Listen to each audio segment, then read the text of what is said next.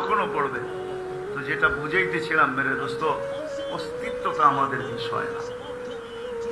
আমাদের বিষয় হলো কি নিয়ে যাব, এটা হলো বিষয়। যুবক যৌবনের ভিতরে কি নিয়ে যাবে, নারী নারীত্বের ভিতরে কি নিয়ে যাবে, পুরুষ পুরুষত্বের ভিতরে কি নিয়ে যাবে, ধনী ধনাঢ্যের ভিতরে থেকে কি নিয়ে যাবে, গরিব গুরবতের ভিতরে থেকে কি নিয়ে যাবে। হয় এরকম সমাজের প্রত্যেক পেশার মানুষ, প্রত্যেক সোসাইটির মানুষ কে কি নিয়ে যাবে, এটা হলো বিষয়। এটাই হলো ভাবার বিষয় যে মউত যদি আমার আজকে চলে আসে তো আমি আজকে কি নিয়ে আল্লাহর কাছে যাব।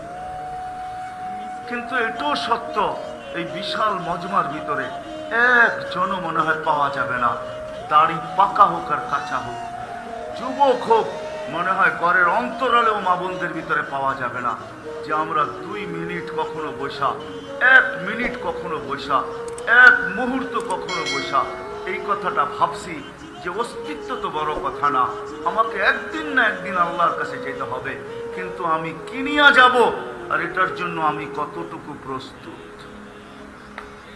কতটুকু আমার প্রস্তুতি। কসম খোদার, রাগ হয় না, মনে হয় না এই মজমায় একজনও হাত উঠাইতে পারবে যে 2 মিনিটের জন্য, 1 মিনিটের জন্য নির্জনে বসে ভাবছিলাম যে আমি কি নিয়ে যাব। কেননা যুবক তো যৌবন অবস্থায় তো যেতে পারে, কেননা মৃত্যুর তো কোনো সময় নেই। আসার সময় আছে বটে, বাবা আগে আসছে, মা আগে আসছে, এটাই সত্য। তারপরে সন্তান আসছে, কিন্তু সন্তান আগে যাবে না মা বাবা আগে যাবে, এটা তো আল্লাহর বিষয়, এটা তো আমাদের বিষয় না। এই জন্য পাওয়া যায় কখনো সন্তানও বাবা, মা বাবাও সন্তানকে নিজের চোখের পানি দিয়ে কবরে রাখে, আবার কখনো সন্তানও কলিজার টুকরা বাবাকে নিজের চোখের পানি দিয়ে কবরে রাখে। দুটোই পাওয়া যায়।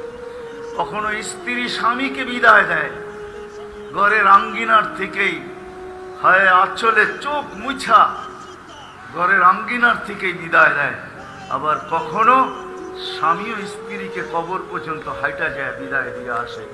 সত্য এটাই, যাওয়ার কোনো সিরিয়াল রাখেন না আল্লাহ। এই জন্যই ফেরেশতাদের প্রশ্ন ছিল, আল্লাহ কেন এত বানাইছেন? লাম ইয়াসাইদ দুনিয়া লাম্মা আখরাজা যুররিয়াতা আদম। আমাদেরকে যখন আদম আলাইহিস সালামের পিঠ থেকে আল্লাহ বাহির করছেন আর এক জায়গায় একত্রিত করছেন, ফেরেশতারা সংখ্যা দেখে আল্লাহকে প্রশ্ন করছিলেন, লাম ইয়াসাইদ দুনিয়া, কেন এত বানাইলেন? দুনিয়ায় তো জায়গা নিবে না। আল্লাহ বলছে, জাআলতু লাহুমুল মৌতা, সবার জন্য মৌত অবধারিত, আসবে আর যাবে, জাগার অভাব হবে না। তো ফেরেশতাদের আরেকটা প্রশ্ন ছিল, লাম ইয়াইশ ফিদ দুনিয়া, তো দুনিয়ায় যায় লাভ কি হবে? এরা দুনিয়ার মজা পাবে না, সারাদিন মৃত্যুর ভাবনা নিয়েই ঝুমতে থাকবে, মৃত্যুর ভাবনা নিয়ে সারাদিন ভাবতে থাকবে, ভাবতে ভাবতে ভাবতে ভাবতে দুনিয়ার মজা এদের দিলের থেকে বাহির হয়ে চলে যাবে, তো পাঠায়া লাভটা কি হবে? আল্লাহ বলছে, জাআলতু লাহুমুল আমালা, প্রত্যেকের দিল আমি আশা দিয়ে